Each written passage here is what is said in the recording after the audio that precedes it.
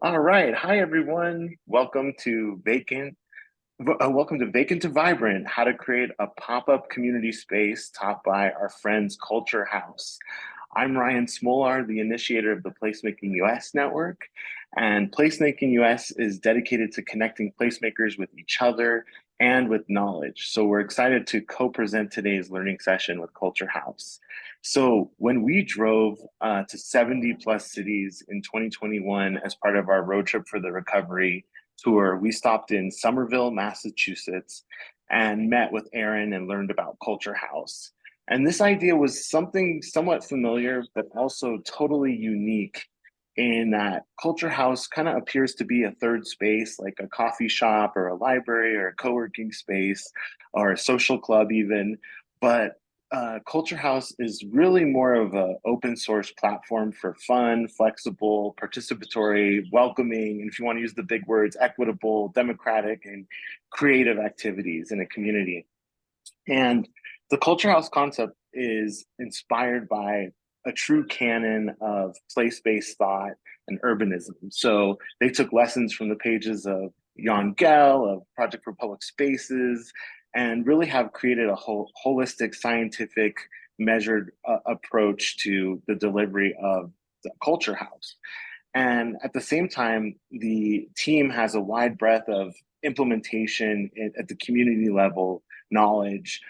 Aaron used to work for Better Block, and you can still see the influence of those days in that they build a lot of the furniture and even some of the structures that they use in culture houses and the outdoor spaces that they build.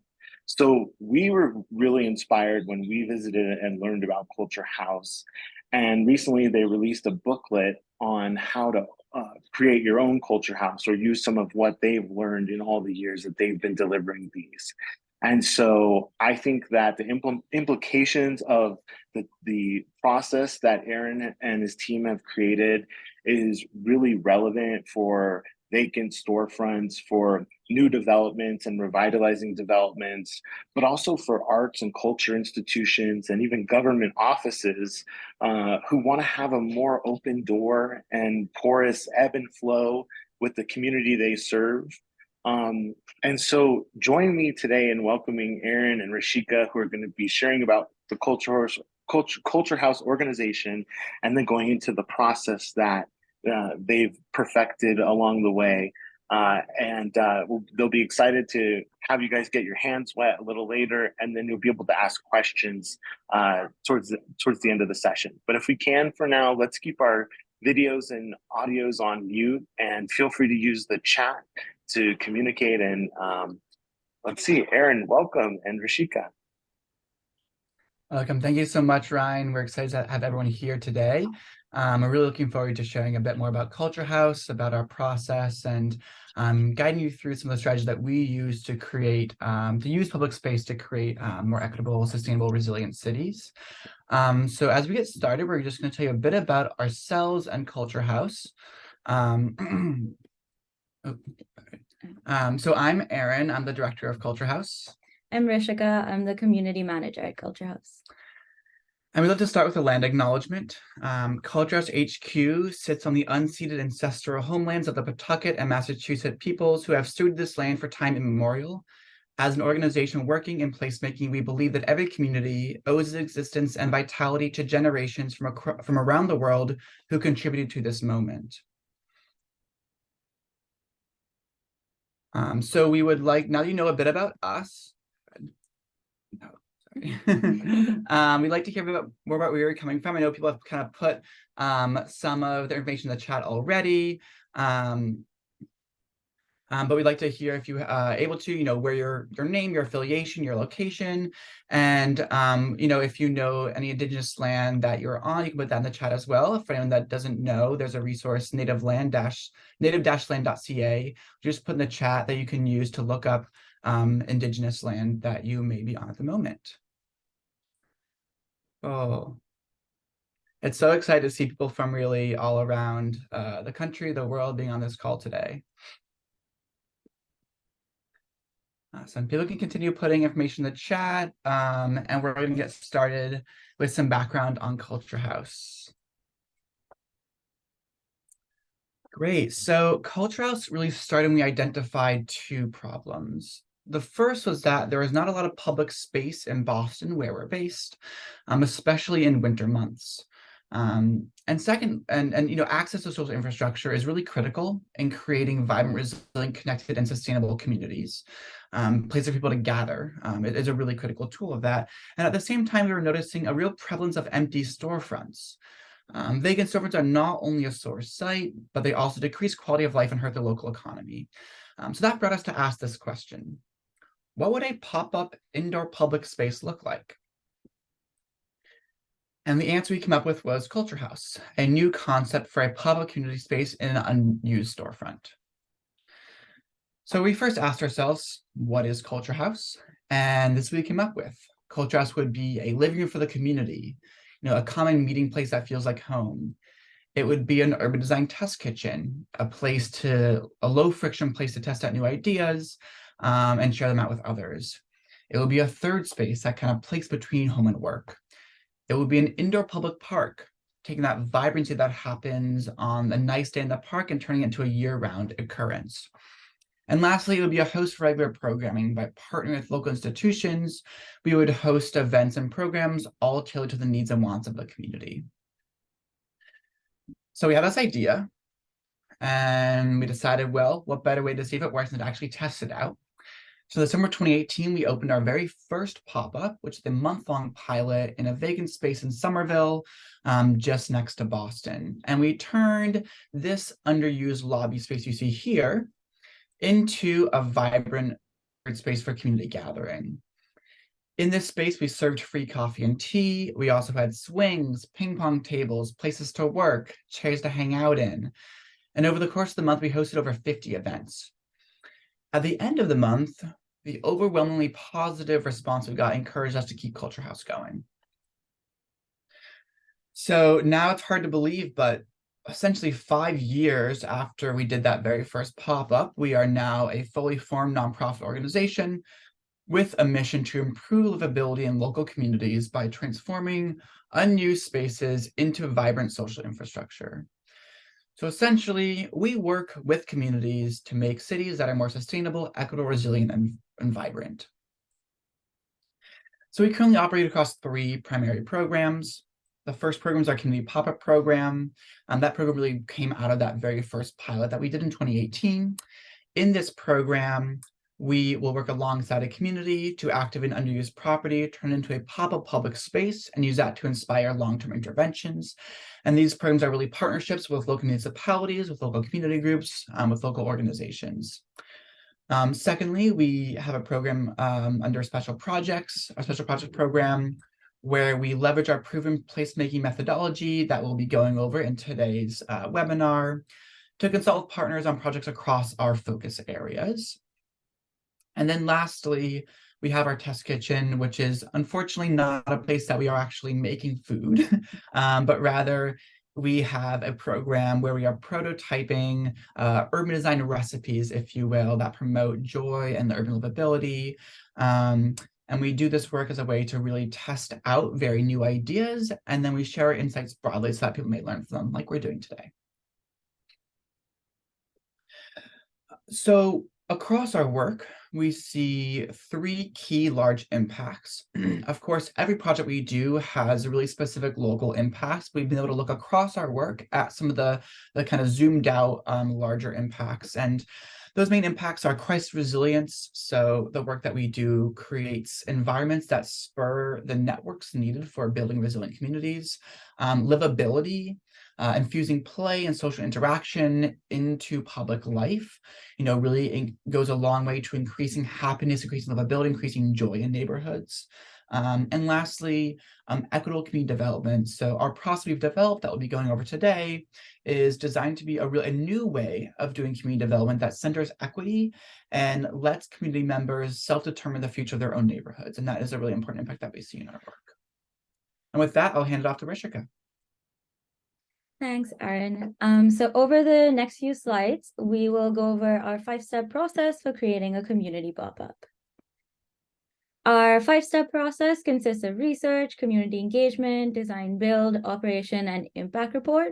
As you can see through the guiding lines, we spend most of our time in the initial phase of research and engagement and keep going back to those as we go through the process. Aaron and I will be going through each step in more detail to give you an idea of what each phase entails. We always start with research. It is important to acknowledge that your experiences and relationships to your community will differ from others. We use this phase to gather information about the context, stakeholders, and existing placemaking and development efforts happening in the community. We reach out to community partners to learn from the people who are already working in those communities. We evaluate and collect baseline data on the demographics of the community and the site for any notable barriers, characteristics, and established relationships. We create project end goals based on opportunities identified through these evaluations and conversations with partners. The research phase is important to create long-term relationships with the community. Systemically marginalized communities are consistently engaged in development processes like these with no outcomes. Our goal is to identify the existing structures that continue to uphold this and other inequalities so that we can address them through the pop-up. Next is community engagement. This is the part of the process that we spend the most time in and keep coming back to. Here we use direct engagement to develop an understanding of community needs. We build relationships with identified stakeholders, centering those that represent systemically marginalized communities. We create an advisory group of about 10 to 12 individuals that represent the demographics of the community and include the voices that are not normally given the opportunities to be a part of these processes. Through various forms of interactive engagement, like giant voting tubes, prompt boards, sticker voting exercises, and even trampolines, we create a safe space to gather community feedback. Here is a picture of our engagement pop-up at our last project in Salem, Massachusetts. Along with community feedback, we use this time to build awareness about the pop-up through engagement, partner relationships, posters, press releases, social media, and local newsletters. At every phase of the process, we are collecting data from and about the community. In the engagement phase, we are trying to understand who is in the surrounding neighborhood through demographic counts and community surveys, how they are using the spaces in their downtown through activity mapping and desire lines, and what they want to see happen through conversations. It is important to keep in mind that a pop-up happens with a community and not to it. We work to make sure that we continue to center that principle at every stage of the project, bringing any questions back to our advisory group and ensuring that anything we do is what the community wanted and needed. And I will pass it back to Aaron for the next steps. Thank you, Rishika. So after we learn what the community wants to see in a space, we set out to build it. So we employ tactical urbanism design and build methodologies to create pop-ups that are inviting, accessible, and foster community. And really important here is adaptability, because the spaces may need to change with new uses and needs. We can never really anticipate everything that will happen when we're planning a pop-up. So there are three key areas that we focus on during the design build phase, and they are layout, facade activation, and furniture. I like to say that no one really has a perfect rectangular 2,000 square foot space with clear white walls ready for you to move into. There's always an old service bar, a column, a strange alcove. But we use these quirks for our advantage and create a space that responds to them and enhances them. When we lay out a space, we try to break it up into zones. Often we'll have a living room space for hanging out and a space for performances and activities. We try to keep those somewhat separate so we can have concurrent things happening in the space. We almost always include a welcome bar at the front, and that gives people a place to ask questions, some place to go to when they walk in the space to feel welcomed. We also often include interactive elements like ping pong, swings, a large open response chalkboard, and other things to get people to engage with the space. And when we're building out the space, we are also really thinking carefully about the facade, what faces the street. An active facade that faces the street will encourage people to stop and check out the space. We often use warm lighting and transparency through the front windows to draw people in with a sense of coziness, and also great signage to communicate what's happening in the space. And then lastly, we use furniture to create a sense of comfort and familiarity. So rather than using standard retail or office furniture, we build much of it ourselves or use elements you might find in a house. And using these natural materials, plants, bright colors, and soft surfaces creates an environment that people will actually want to spend time in. We also, as was mentioned earlier, we design our spaces to be modular so that we can easily arrange them for different uses. So here are a couple key elements that you might find in almost every Culture House pop-up. So we often build a small stage just with simple lumber that can serve as a place for performances, for poetry readings, for movie nights. We also often have tables that can adjust height for different uses. And then we love slapping a ping pong net on there, putting out some paddles and balls and turn them into ping pong tables as well. We've also done a lot of custom design for our work. So we've created these custom cube stools you see in the upper right-hand corner of this slide. These are multifunctional cubes that can serve as shelves, as crates, as stools, as seating, as footrests, and we use them for pretty much everything in our pop-ups. And then lastly, as mentioned earlier, we often include a chalkboard for visitors to respond to write something on. So we'll ask a question on the prompt board, and we'll use that as a chance to collect community feedback and also give you some ownership over the space. So using the strategy we just went through, you can make a space that is sticky. And when I say sticky, I don't mean literally sticky, hopefully, but rather we like to say stickiness is a place that people want to sit and stay. And so we really focus on creating spaces that have this element of stickiness.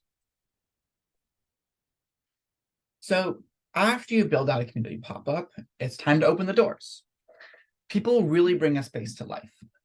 From formal events to passive uses, the way a space operates dictates the experience a visitor will have while inside. So curating that is really important. Running a space is no easy task. And we have a few areas that we focus on to ensure that we create a space that is welcoming and comforting and welcoming to all.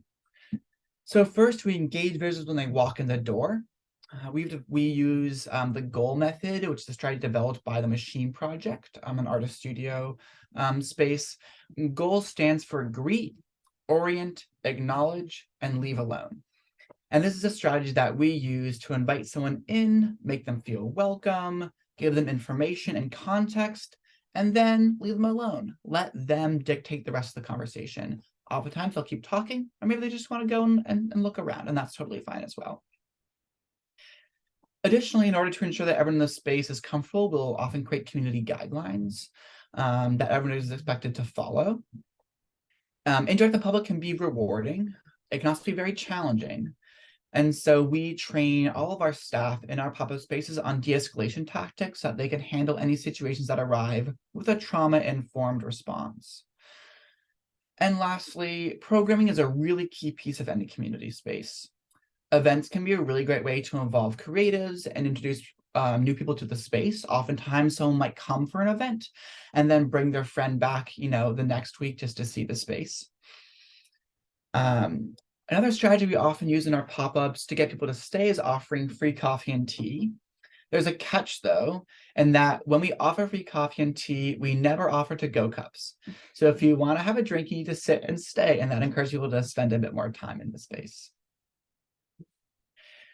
So when we have our space open, we use two key methods of data collection. We take observational counts of who's using the space and when they're using it, and we collect feedback on physical and digital surveys. And these tools allow us to later on use this data to assess the impacts that pop-up had by comparing it to the baseline data we collected during the research and community engagement phases. And we often think of our spaces really as platforms more than anything else. Our goal is to remove barriers for other community members, whether it is about access to space, lack of funding, or not having a welcoming environment. When we remove those barriers, we allow other community members to shine. And so when creating a platform, you really have the power to uplift those around you through your pop-up. And with that, I'll pass it back to Rishika. Thanks, Aaron. The last phase of the pop-up is impact reporting.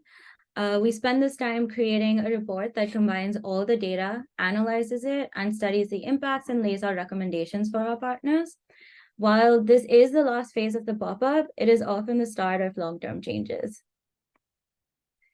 Before we start to create the report, we go back to our advisory group, to our partners, visitors, and any other stakeholders that want to talk to us about their experiences and learnings from the pop-up. We put all the data together and identify patterns and changes based on the baseline data that we use to inform impacts with clear opportunities. Everything at each step of this process is recorded in the report, even the things that didn't work and the issues that were raised that we could not address. The report is a critical tool to document frustrations that exist and are talked about in the community but are not addressed. Seeing these frustrations documented can be empowering for systemically marginalized communities. Our goal for these reports is to inform next steps for our partners, as well as serve as a permanent resource for long-term change in the communities that we work in. Though the impact report marks the end of our pop-ups, we continue to work on our relationship with the community and check in with them at least about 2 to 6 months after the pop-up to see what immediate changes might have occurred because of the pop-up. This is something that we are continuing to work on as we complete more pop-ups. We continue to keep assessing the long-term changes that come from our work. Though pop-ups are temporary, they do create long-term change. Showing what's possible through a short-term space can open people to new ideas. After a pop-up in Peabody, Massachusetts, a local business owner implemented some of the ideas into their own programs. In Salem, Massachusetts, after we ran a pop-up, the city of Salem created more equitable practices and processes for programming to spur more BIPOC representation in their downtown. We are currently working with the city of Cambridge in Massachusetts to permanently operate and program an arts and culture community space in a space that we hosted a pop-up in 2018. I will pass it back to Aaron. Wonderful. Thank you, Rishika. So I know we went through a lot of content here. So we want to pause and get some questions. I see some in the chat. So I'll do those and put any more questions you have in the chat right now. We're going to have a bit more extended time at the end of the session today. We're going to have a bit more dialogue back and forth for longer questions. But any questions you have at the moment, please put them in the chat. I'm going to just start with a question around the goal method. So this, we can follow up with a link later. This is from the Machine Project. They were an artist studio, I believe, based out of LA. And they were temporary. As far as I know, they're no longer around.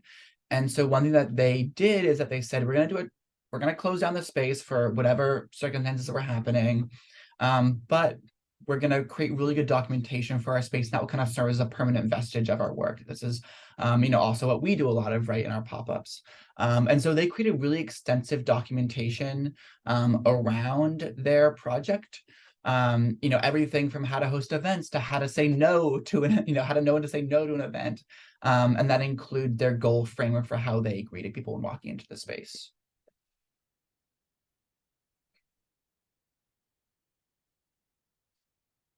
Are there any other questions? I'm just going to the chat now to see. There are questions people have. We'll give it just a moment here. Okay. How do you define? Yeah. So how do you define success, and impact of a CultureHouse pop-up, and what data do you use to measure it? This is a really good question. Rishika, do you want to take that? You can start and I'll add on if I feel okay, like. Great. So when we start out a project, we always work with a key community partner, whether that's a city government, whether that's a community organization, an agency, whatever it is, to identify really broad goals. They might say, we're trying to, learn about how we can have better arts and culture space. We're trying to learn how we can improve our downtown. We're trying to learn how we can make, better access for, a certain population to this space. And so those are the kind of big goals we look at.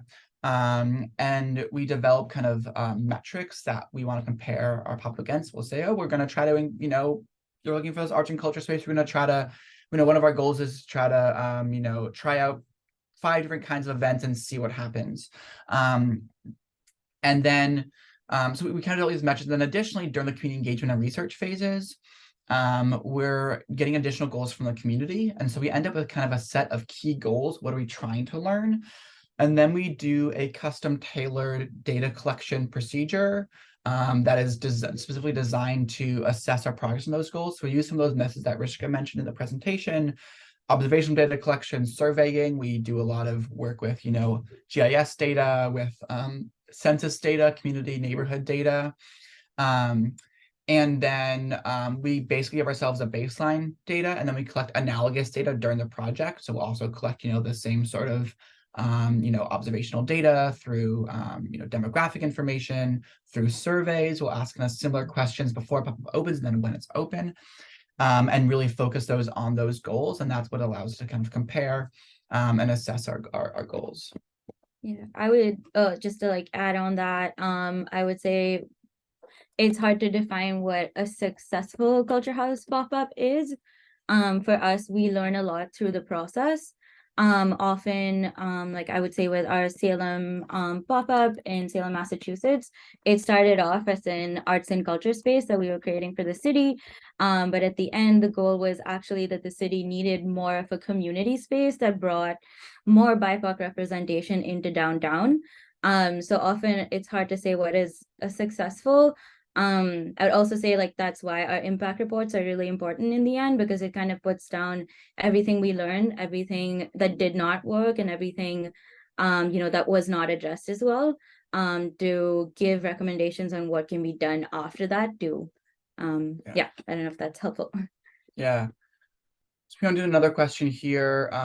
Who manages the space day to day? Who's opening, closing it every day? Really good question. This has been a big development in our model over recent years. So the way that we work personally is we work on a bit of a sliding scale of our involvement. We work with partners sometimes that have a lot of infrastructure already in place. Say they might have already, as an organization, it's maybe city government or a nonprofit, they already have staff, they already have people that can be in that place. And so when that happens, we are more of an advisory role. And so we have a whole training procedure that we bring the staff through to give them the appropriate tools to operate the space. But on the other side of that scale, sometimes there's partners that don't have any of that infrastructure in place. And so in that case, we really take the front seat on the staffing and operations. And so we will actually hire, through our own organizational processes, hire a local manager to manage the space, in kind of a temporary position while the pop-up's open, and then hire additional staff as needed. And because we have the kind of infrastructural, organizational infrastructure to do that, it makes it something that we are able to take on. And then, of course, we're doing that same local training to give staff on the ground. And in these community pop-up spaces, in some of our other work, that's kind of separate from the full community pop-up process. We'll do spaces that are kind of unstaffed or that are more like public outside spaces. But for our community pop-ups, they are pretty much always staffed when they're open. And we found that to be important to have a physical human presence in that space to be kind of curating it when people walk in. Okay, another quick question here. Shortest and longest. So shortest pop-up we've run has been a month, and I'm actually always surprised at what you can learn in a month and the impact you can have in a month. There's different priorities in a really short-term pop-up. It's really about getting people in the door on that first day, really big, bold, big engagement. And then the longest has been so far 9 months, although we'll be actually starting a project coming up that will be for at least initially 2 years. So a much longer term, essentially towing the line of, is it really a pop anymore? And so in those spaces, again, the focus has changed a little bit, and we're focused a bit more on the long term, the pop-up, on how we can build an audience over time. All right, we have a few more questions we'll have time to answer, and then we'll get into our workshop coming up. How do we deal with struggles around space acquisition? Yes, this is a really good question. So it can be difficult to find space, and oftentimes properties are vacant for many reasons. Sometimes it is just an absentee landlord, or there's other kind of systemic barriers to make that happen. Oftentimes we found that those barriers can be the kind of pop-up framing can be a really important tool to getting around some of those barriers. So by kind of framing something as a temporary space, we're just trying it out, we're just gonna see what happens here, just for a month, just for 2 months, just for 3 months. That kind of removes some of those barriers, and allows people that maybe have been reluctant before to be more able or willing to kind of lend their space. And then we often find that once we try something out, we kind of show it, people see that it actually can work, that other properties that were vacant around that space are like, wait, that was really cool, I want to do something like that in my space. So it's kind of contagious, and it kind of takes that first project to make it happen. And so we work often really closely with Main Streets leaders, with other kind of local leaders that have really good relationships with property owners, or people that are controlling the space. But really we find all it really takes is kind of one initial space to do something, and then it kind of reverberates out from there. Another thing I will say is we as an organization carry general liability insurance. And I would say that is like 50% for us to have insurance, and at least 50% to take the weight and off of someone that we might be asking to use their space. So oftentimes just saying that we have insurance, someone just like breathes it like, okay, I can talk to you now. This could actually work. So that's a strategy we've used to kind of have that happen. Another question here about demographic info to understand who takes advantage of the pop-up spaces and any qualitative data collected outside of surveys. Yeah. So I would say our data collection methods, they are mostly observational in terms of the quantitative data that we collect. And we do this at 2 different stages. One is before the pop-up actually opens to get that baseline data, and then while the pop-up is open too. So I would say that's kind of how we understand who's using the pop-up space and whether we're seeing changes in who's using and who's coming downtown. And then other qualitative data that we focus on is also just like what is bringing people downtown, what kind of programming are people coming for, assessing how people are using the space through activity mapping and desire lines.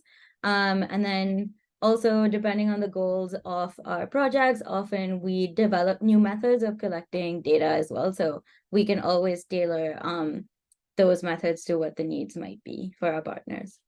Yeah. And with demographic data, we do a combination of self-reported data through surveys and through observational data as well. It's important to acknowledge that in observational data collection, you can't ever know someone's full identity just by, like observing how they, observe them in the space. However, because the way that people interact and behave in public space is really, and the way that people are perceived in public space is very tied to perceived identity. That, for instance, if we observe a space that has very few people perceived as women in that space, that would be a really good indication that it doesn't feel safe or doesn't feel welcoming. And so we can kind of look at those really broad topics, and then in surveys, when we ask for kind of more self-reported demographic data, that's when we can get actually really like granular information on people's identity and how that reflects and interacts with the space. Okay, a few more questions here we'll get through. So Madeline asks, what sparks the beginning of a pop-up project? So, when we do our work, it's always really important that we are invited into the community. We're not in the business of telling people what they need. We're in the business of helping communities discover, what their community is looking for. But it's really important that we are invited in, that we're not coming with our own preconceived notions. So typically it's often it can be a nonprofit, it can be oftentimes the city government. We get, a lot of partnerships there. But we've also done projects with community groups. So the range really does vary quite a bit. But generally we look for it to be someone that is interested in taking what will come out of the project, taking that impact report, and that they have some agency and interest and ability to create change after the pop-up's over. All right.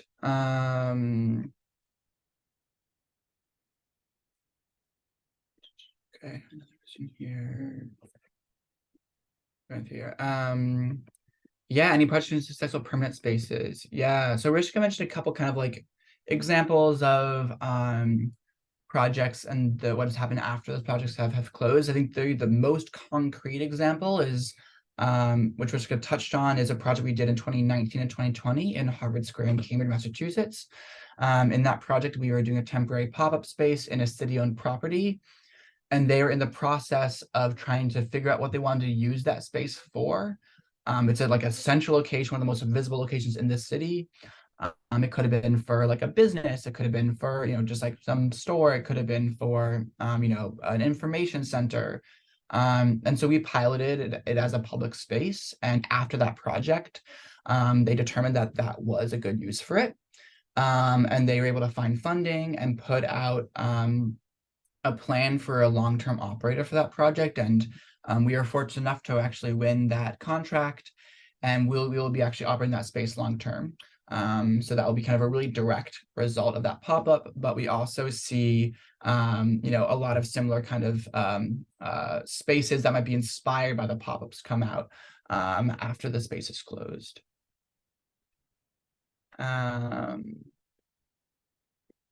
Yes, yeah. How much is insurance and what broker do we use? Our yearly insurance costs, I'd have to look. It's a couple $1,000s. So we just, because we do a lot of projects like this, we just carry general insurance that we can apply to projects. Let me tell you, there was not an off-the-shelf insurance policy for a pop-up community space. So we worked with a local insurance broker to kind of tailor a policy. But that was challenging. So oftentimes, one that we often bring in our project, we bring our policy because it's pretty hard to get it for a single one-off project. But definitely I'm happy to, if people want to connect on that later, happy to provide resources for who we use to get that actual insurance policy, because it can be a challenge. All right, we'll do one last question here. Did we get, I want to make sure we got through everyone. Yeah, all right, we'll do one last question and then we'll move into our next part of the project. How do you work with third-party groups to use the spaces? Yeah, so I mean, I think this is asking around, how do we kind of create that platform for partners to then use?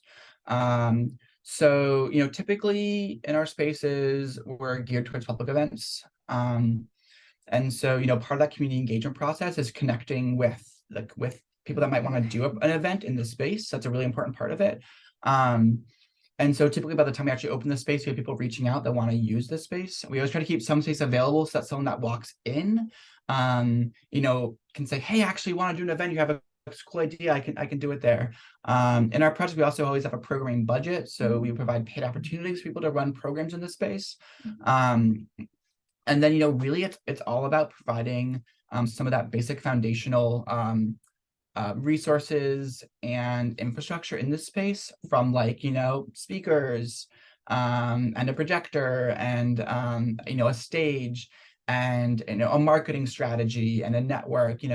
Having some of that basic infrastructure is often makes it really easy to partner with third parties, but a lot of that kind of relationship work comes out through the engagement phase, and then again we get people that do come in kind of into the pop-up and want to do an event afterwards. Yeah, and I'd say we also go into programming after engagement, understanding what the community actually wants to see, and what might be lacking in their downtown, that we can, make sure that we do that and test that out in the space. Yeah, absolutely. All right, we're gonna move on now to our next part of the presentation today, a workshop. As I said, there will be time at the end of the session to ask more questions. So please, as you have them, put them in the chat or just hold them, and we'll have time at the end. Yeah. So we will now go through the 5 phases of creating a pop-up together. We're posting a link in the chat for a mural board. And you can enter that and then we can go from there. anyone has issues using Mural, you should just be able to like open it and you'll see your little cursor pop up. I see people coming in now. If anyone does have issues, you can always feel free to put things in the chat and we can put them into the board as well.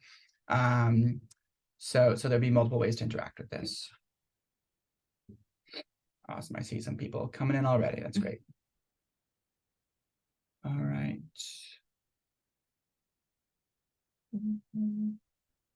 Yeah.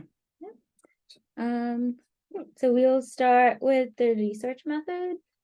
So what we've done is just kind of given your activities to do based on each phase of the project so that you get a better understanding of what we were talking about in our presentation. So this is a fictitious, starting with the research section. This is just a fictitious city in the US. We've given you population data, a history. It used to be a manufacturing industry that slowed down in the recent years, race and ethnicity data, some other demographics, general characteristics, and the site that we will be in and the kind of partner we're working with. So yeah, you can use all this information. You could take about, let's say, 5 minutes to put down based on that what kind of guiding questions you might think of using to inform the goals of the pop-up and the next process of engagement. Should we just click into write those post notes Yeah. right there and you can type into them? Yeah, and you can I'll put a timer just 12 minutes. And these questions can really be anything around, basic questions about the town itself, or maybe, you'll you might have questions around, who has access to these spaces, who is using downtown, so yeah, I love we're seeing an Iridian here coming in. Yeah, what do the residents, need a space to show? Yeah.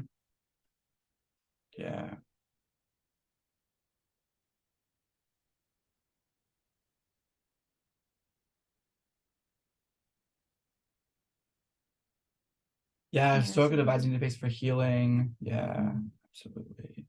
Yeah, also seeing why are people going to nearby local spaces and not to this space.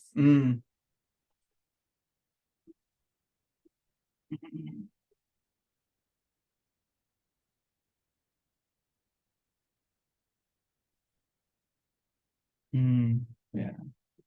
Yeah, definitely looking at what used to be there and why it isn't there anymore is always interesting. Yeah, we have this kind of like this town that it's alluded to that it has this kind of long-standing history, and maybe it's seen disinvestment recently. So what can how can we look to the past and what can we learn from that? This is Aaron's favorite. How do people get to the space? Yes. Mobility into it. Our work is always very tied to mobility.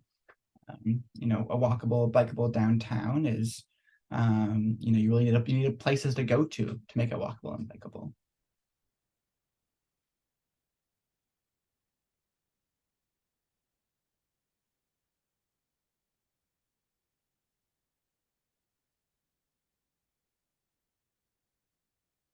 We feel like we want to move to the next one. Yeah, I was giving it another minute. Add more posts if we need to. Yeah.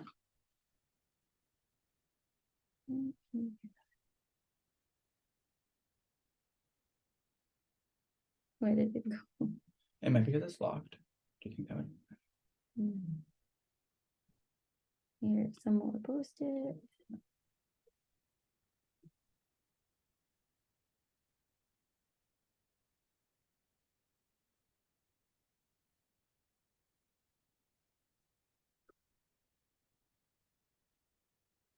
Yeah, it says lots of really good guiding questions that we're getting here.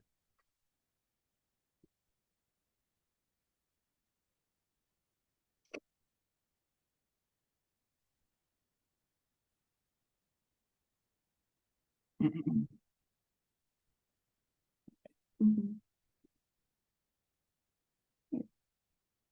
start the timer. I'm gonna end it a little earlier. Maybe we can move on to the next section. I feel like we have a good bunch of guiding questions.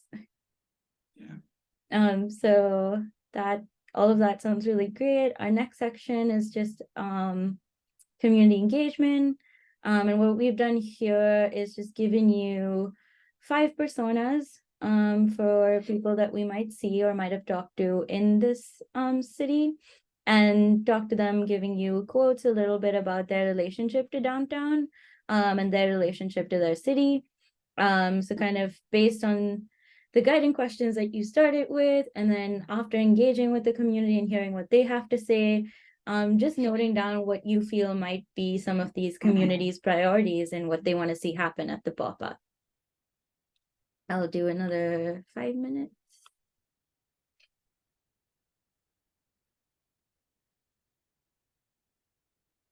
And of course, these will be educated guesses because you don't have all the information, but I'm already seeing how a lot of these a lot of the guiding questions have some kind of maybe direct answers in some of those personas.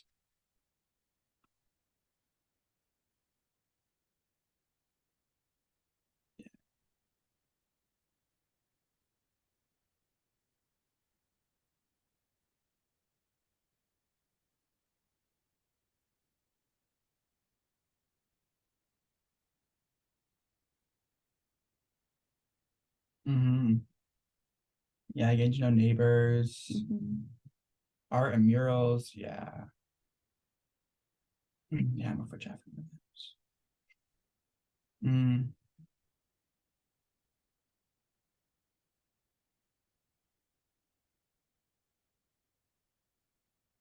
Wi-Fi and drinks.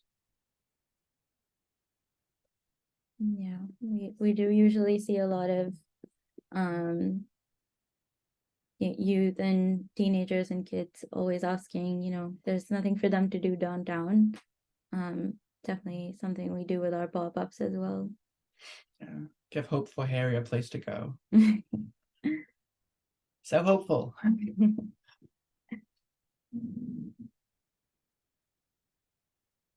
Yeah, identity-based events and a sense of belonging.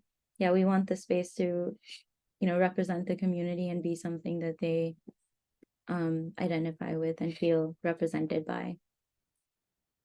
Yeah, something like Rose is definitely looking for.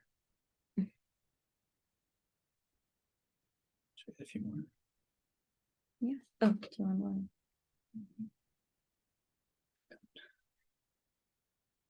Some more Post-its. Too many good ideas. Yeah.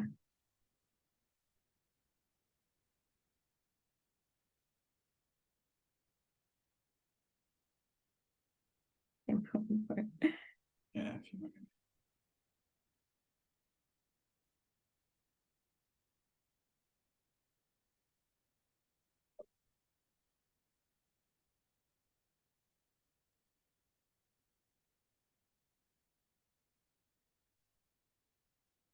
Burritos for bike riders. Ooh, that sounds great. I want that. Yes, new community members to resources. Yeah.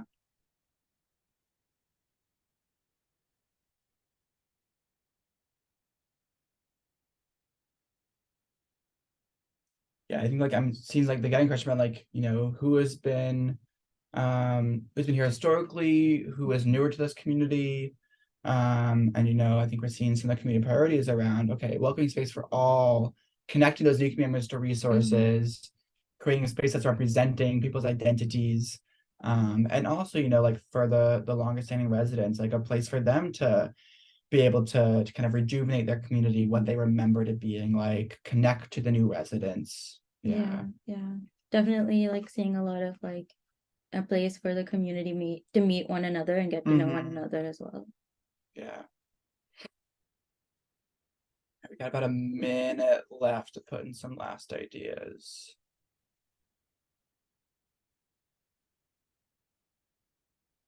More posts. Yeah, we can do a couple more. Yeah. I'll give you some more posts.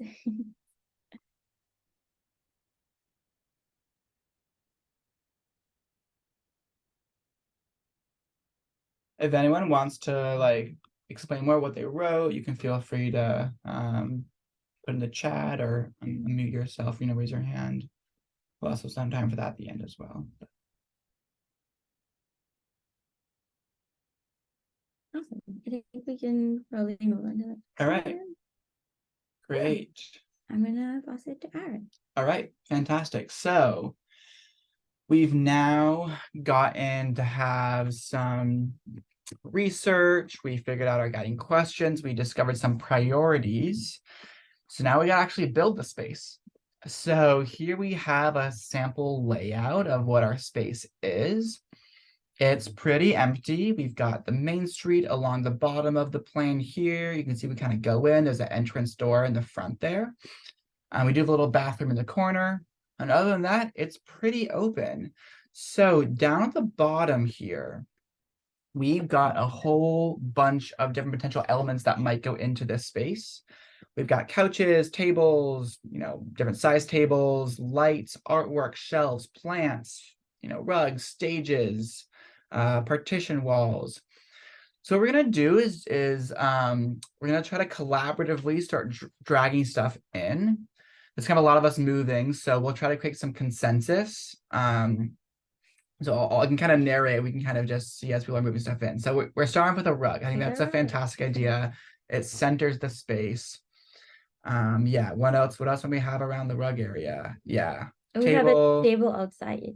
Yeah, I love a table outside. So people are getting a chance to like interact with the space before they even enter. Yeah. So we have kind of zoom in. Yeah, we can zoom in here. Yeah, I love that we had this chalkboard right when you enter. It kind of like maybe gives you something to look at, right when you enter the space. Absolutely. Some high tables in the back. Yeah, all of these cafe setups. I want to sit out here. Yeah. Some plants. Yeah. The active facade. Yes. Yeah. Yeah, great. We have a stage coming together in the corner. A little performance area. Oh, and maybe it's two-stage area. Or maybe a big stage. Yeah. Oh, chairs on the stage. Well, yeah, I kind of love that. Maybe when the stage isn't being used for performances, it can be a nice seating area. It's fun to play with levels in your seating area. It gives people a chance to kind of be up higher or lower. So you'll prefer different kinds of work. Yeah, and we definitely like in the designs that we do, we make sure that everything is very easy to move around, so that we can change the space based on what our community partners want, or if someone visiting wants to move the chair around, they can kind of create their own space within it too. So. It's interesting this, the welcome table here kind of being in the middle of the space. I mean, being like kind of along this wall, it does kind of, oh no, it's being moved. But right, I mean, you can see on either side here, right? On the lower side, we might have, that might be more of a like, as you enter, you go to the left. If we did in the middle here, that might be a strategy for us to break up the space more, but maybe we're going to do that with a partition wall. And that's another good way to do it. So you can think about how does the furniture divide the space. I like it with the chalkboard as well. So you can have information on the chalkboard while people are walking in, so they know what's happening there, what might be going on. We don't have any lighting here yet. Okay, I'm seeing maybe some lighting we move. If people want to think about where would lighting go, lighting can be a really good tool to kind of create a space. So you can kind of suggest the bounds of a space by putting a light, next to a couch or like over a rug or over a stage. Can be a good strategy. Yeah, over the welcome bar, that kind of like naturally denotes that this is a space you can go to. A lot of those subtle cues. Yeah, absolutely. I feel like we should make this. I know, yeah. It's really fun. This is fantastic. Oh, I love that. Okay, we've got some custom stuff going in. We have a coffee and tea station at the back. Yes, that's great. A nice chance. And I also love that, it's kind of in the stage area too. So it really kind of blends the two spaces. Yeah. I want to go here. Yeah. Wonderful. Yeah. So to call out some uses that we might see this space, happening in this space, I definitely feel like these couch, this table area, this feels like a really nice lounge area. If we look back to some of our community priorities, we have a lot of things about connecting and welcoming.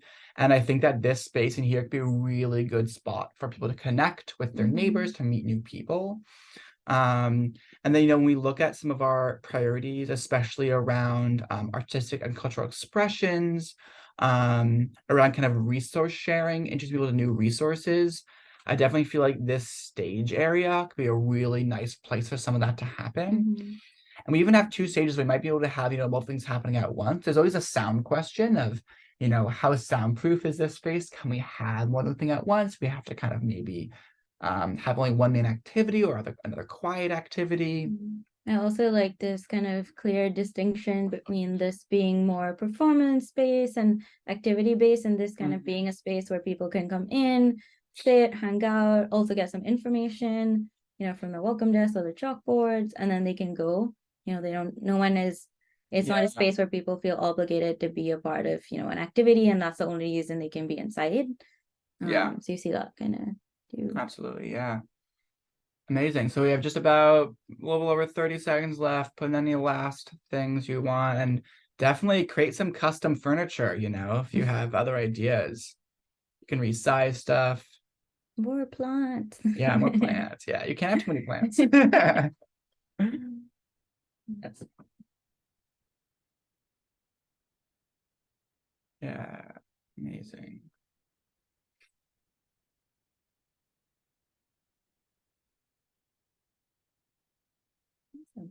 Great. All right, so we'll wrap up there for the design. This is a fantastic space. So now that we've built the space and we know what people want to see in it, let's move on to the operation piece. So obviously we're definitely gonna have like a plant watering is gonna be an important part of the operations, given the plants we have, but let's look more specifically at programming. So what we have here is a sample week. So we're gonna say the first week that the space is open. It's gonna open on Monday, open for the first 7 days. And think about, based on the priorities, the questions, and also the way the space has been designed, what might be happening in this space. So you could think about each of these posts that's like a time slot during the day. We'll say, the space is open from, mid-morning to the evening, but maybe you want to put in what time events are happening and just start, putting events into this calendar. Let's think about what might happen here.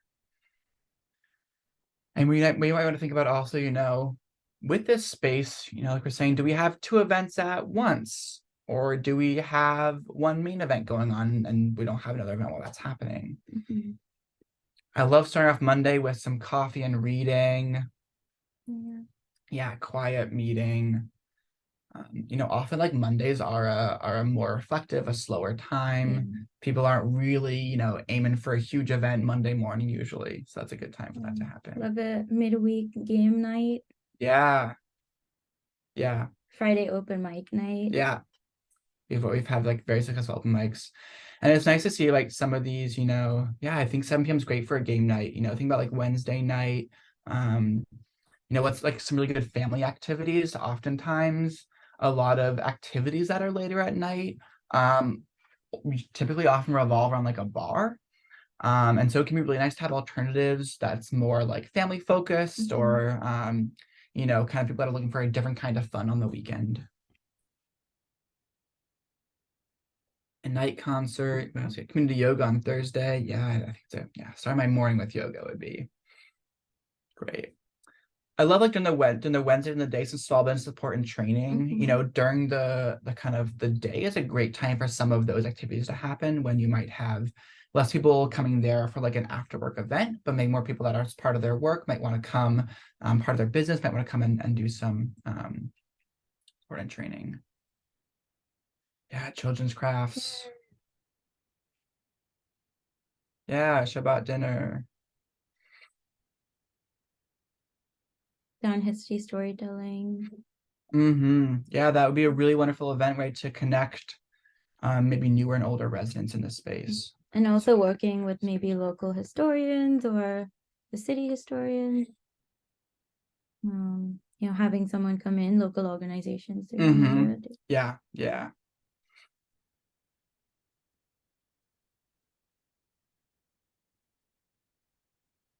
Trivia night. Yeah. Arts and culture meetups, Yeah. Totally. knitting and crochet workshops. Yes, I want to go. Yeah, we definitely do see like spaces where, yes, it's also like the youth looking for spaces, but we also see that, you know, senior citizens can also use these spaces. Like there's no reason why they cannot be in a public space, and having activities that cater to everyone, you know, brings more people Yeah, to the across space age, too. yeah. Yeah, we often hear that like a lot of older adults, they don't want like a specific activity that's meant for Mhm. older adults. You know, they want to just be involved in activities with the youth, with other people. Yeah. And it's creating like accessible activities that many people can do is a great way to do that. Well, the schedule's filling up. This is great. I'm trying to see, do we have any concurrent events going on yet? Not yet. Feel free to add maybe a second event. Think about like maybe during trivia night, might be difficult to have another event going on. Posted.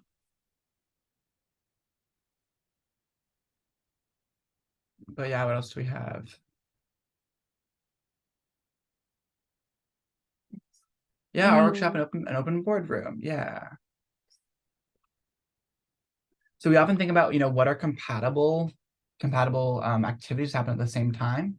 And you know, we've definitely found that that doesn't depend on the space, but also the activity, and you might even be able to leverage that. So, you know, if you have, you know, like, right, this is like, look at this, a small business support training center at the same time as the meet your council member and representative. That's fantastic because not only are those compatible uses, but also there's a really good chance for cross-pollination. Potentially business leaders might actually need some support from the representatives. And likewise, representatives might really want to be meeting business leaders. And people that are coming to this might want to do both of that, right? So sometimes concurrent events can help people and partners have their audiences cross. That's great.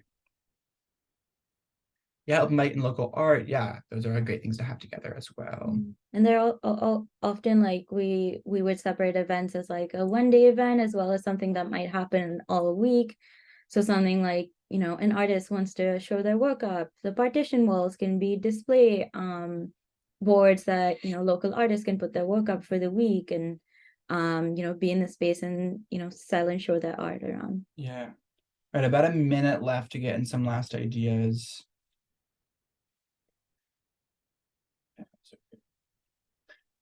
No, and then we also look at when we do our projects is we'll typically kind of create some categories, like rough project program categories. So we're saying installations and performances and workshops. And then what we typically do is we create like a payment structure to ensure that people are compensated equitably for their work. And we always consult with, you know, local arts groups, local business groups to make sure that we're able to compensate artists and creatives and event hosts appropriately. And sometimes an event might be a workshop and maybe they're selling tickets, they don't need to be compensated, but an artist that's just hanging their pieces on a wall that's not selling, they might, or they're doing a workshop, they don't have other funding, they might need to get compensated. And, you know, sometimes we find that we might do fewer events if it means that we can have better compensation. If that becomes a really important thing in our community engagement process. So we're always kind of balancing that. All right. And we're done. Time's up. So this is fantastic. I think we have a wonderful space. This looks like a absolutely fire first week. So we'll close it out there and then I'll hand it over to Rishika to do some reflection. Yeah, so of course this is our last phase, which is the impact report. And I know we just made a pop-up in about like 40 minutes. So ideally at this phase, we would kind of be assessing what we did over the last 4 phases and create the report, but would love to, you know, get your takeaways on this process, actually being a part of it, you know, hearing from us also what goes into each of these processes, and then being able to do it and be a part of it yourself. So you can take a few minutes to put that in, and if you want, you can unmute yourselves and, you know, say anything you feel like. We'll also switch over eventually for questions, but just want to give you a few minutes to put anything down you might want to. Yeah, so of course, because this isn't an actual place that's happened, we can't actually know what the impacts are going to be for this hypothetical. So yeah, so we'll focus more on what did you learn from this exercise? What do you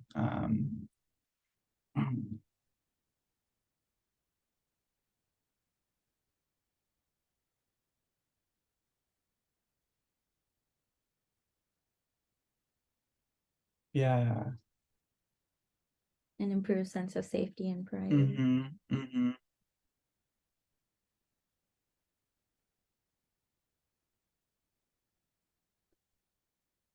You talk too long, people don't understand community priorities. Yes, definitely.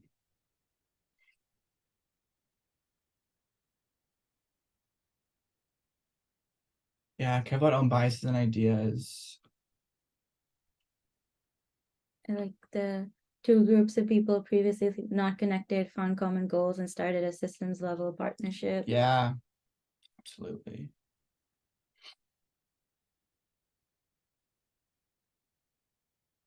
Yeah, giving people, organizations and businesses a space to interact with their community. Yeah, yes.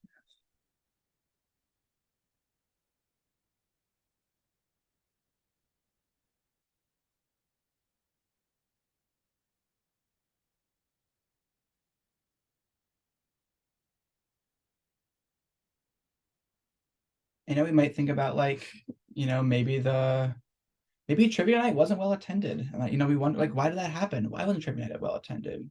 Maybe what was it the theme? Was it the advertisement? So there's always like we dive into that as well. Creatives coming together. Community assets, yeah. Space received an endowment to continue for 5 more years. Yeah, that'd be a wonderful Yeah. impact. Oftentimes, really these spaces can be a precursor to funding. Another reason we often use the pop-up model is because it can be difficult to get funding for a long-term space.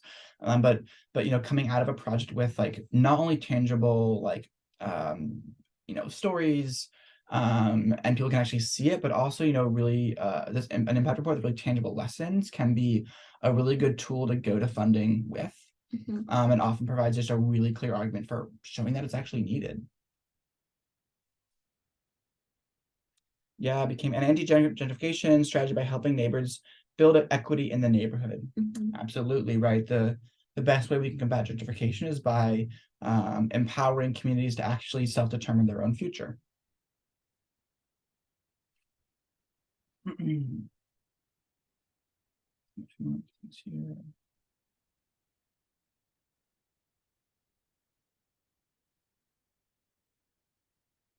I think this owner highlight this one, determine which methods of communications community responds to. That can be a really big challenge, communicating, both communicating the project as a whole, but also getting the word out about a project. And we've definitely found in our experience that leveraging existing networks is often the best tool for actually getting the word out. Sometimes we'll do a strategy where we'll have like a big kickoff event in the beginning to kind of get the word out, and then really rely on our partner networks, on some of those relationships that were created through the engagement process to be able to kind of do advertising for the project. And of course, people that will like find it on the last day and be like, no, I can't wait, it's closing tomorrow. I want to go here every day. How did I just find out about it? But then they're your best, your best advocates for continuing something in the future.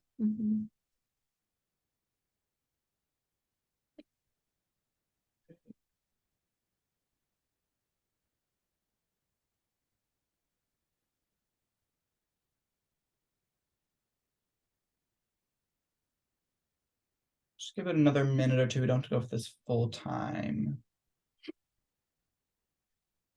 If anyone has something they want to talk more about, to highlight, you can unmute yourself, raise your hand, put it in the chat.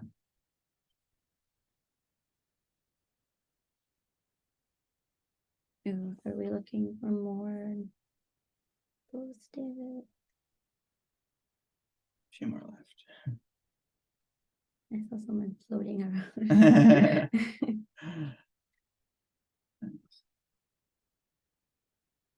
Neighbors submit ideas for future activations. Yeah, so this may have spurred new ideas. Interested Absolutely. tenants. Yeah, they find it's just an empire, yeah. That means basically become more attractive when they're filled versus when they're vacant. Yeah, the town next door. Yeah, it's spreading. Yeah. Exactly, yes.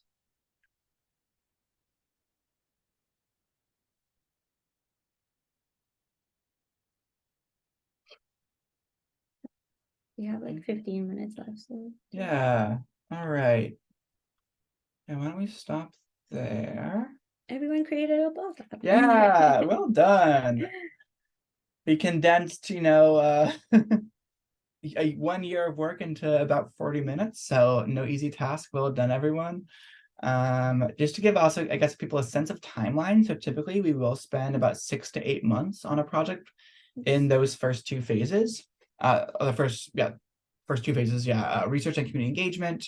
About a month doing design build. Open it for anywhere from a month to a year, and then spend an additional 2 to 3 months on impact reporting. So this is a quite a lengthy process, but you can kind of see, a lot of the kind of structure of that through the exercise. And yes, we will be exporting it as a PDF, so we can definitely share it with you. Yeah. So all of this and so much more is in our CultureHouse Handbook. You can access that on our website. We're putting the link in the chat. And just for the next week, you can use the code placemaking and get a free download. Yeah, free PDF download. Yeah. And let's attend the webinar today. And all right. We have about 15 minutes. Yeah, so about 15 minutes. So well, I really thank you so much for listening to us today. And we have our information up on here, so please do stay in touch. And we want to take some time now to answer any additional questions that have come up. So again, if you could put those in the chat, or raise your hand and unmute yourself, and we can ask some more conversational questions.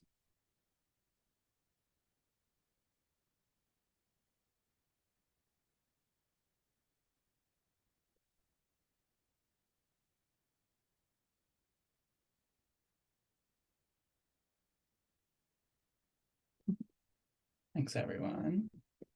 Any questions? Yes, people already making plans. Yay. Yes, we love it. We have a raise time. Oh yeah, feel free to unmute yourself. Oh wait, yeah, I can ask you to unmute. There you go, and ask your question. Hi, this was so fun. Thank you so much. One of my questions was around kind of like how do you message and interface with like other local business owners in the area? As an example, you offer free coffee and tea. How do you ensure like a local coffee shop doesn't feel threatened? And like, how are you expressing the value that this short-term pop-up brings to the other, spokes of the community? Yeah, really good question. So I mean, first of all, we are always looking to be additive in these projects and never subtractive or competitive. So typically, I mean, oftentimes we'll do a free coffee and tea primarily if that doesn't exist in the community already. But for instance, we did a project in Peabody, Massachusetts. We were in a downtown area and there was a coffee shop there, but they were really only open in the morning, and people were really looking for, in our feedback, we heard people were looking for some coffee and tea and a coffee shop style space in the afternoon. So what we did is we actually bought coffee from the local coffee shop and had it in our space, when they closed. And we also had when they were open, we had some deals where you could go, and if you, got a coupon from CultureHouse, you could get a, discounted coffee during the day from their shop. So we worked to kind of support them in that way. So typically, with especially local businesses, it's all about helping them to grow their platform. So it might be trying a new idea, it might be expanding to a new audience. And when we look at kind of the benefits, we've been able to, a lot of that comes from our past project data where we can actually show impacts. So for instance, we did a project, in Kendall Square in Cambridge, Massachusetts, where we saw an 8-fold increase in pedestrian traffic on weekends when the project was open. And so having data like that, we're able to use that to say, here's the kind of impact it can have in your downtown, and here's how it can benefit business leaders. And we found that typically a lot of like local business owners, they're really invested in creating a downtown that is welcoming. They want to be supportive. They want to uplift other people. And so really, really work to kind of help them do that. So we're really trying to be supportive in that way. But we are very careful to do that assessment to make sure that anything that we're planning is not already being addressed. And if someone else already has some capacity to address this, then we might just invite them to do it at our space. If we see a need, but someone already else has that kind of existing structure, then we're going to just look to help make them better at what they can do. Yeah. And all our impact reports are on the website, on each of the project pages, so you can access them there. Yeah.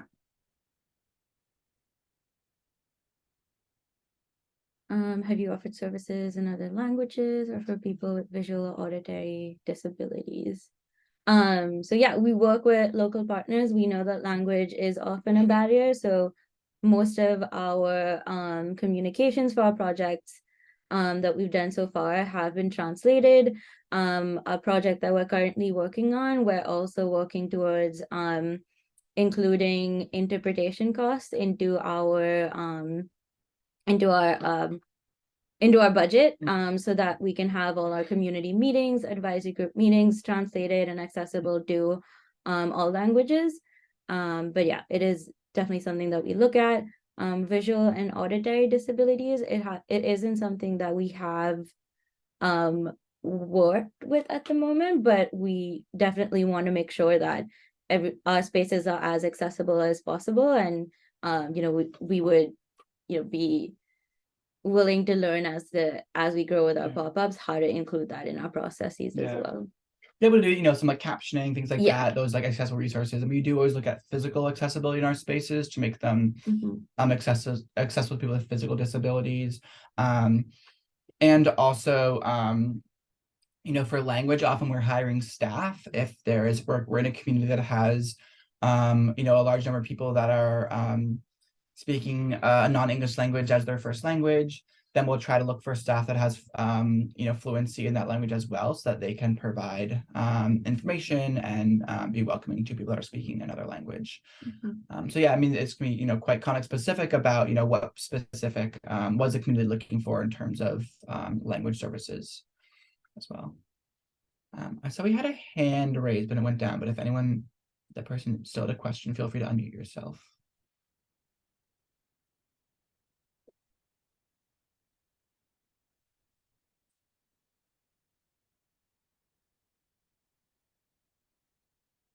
Let's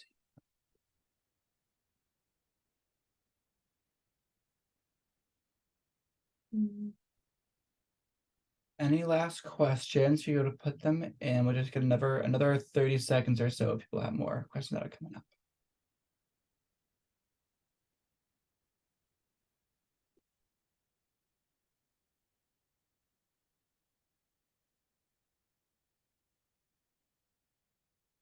All right. Awesome. Well, thank you all so much for joining us today. Our information is on this screen. Our website, culturehouse.cc, has all this information as well. We will have this, the mural board, be able to export that. We can, give it to Ryan so he can pass it along to everyone after the call today. But yeah, I'll pass it over to Ryan if you want to say anything in closing, but we want to thank everyone for joining us today, and thanks to Placemaking US for having us. Thank you.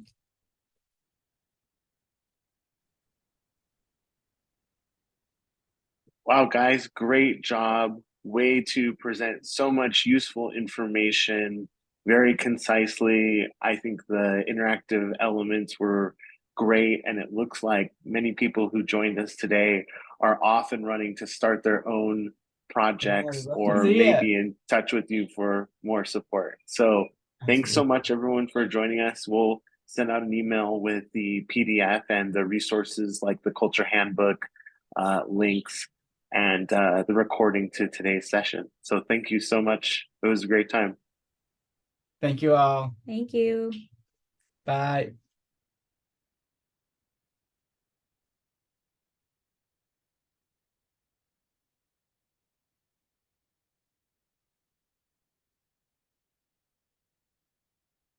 All right, woohoo. Yay. Thanks, Ryan. That was a ton of fun.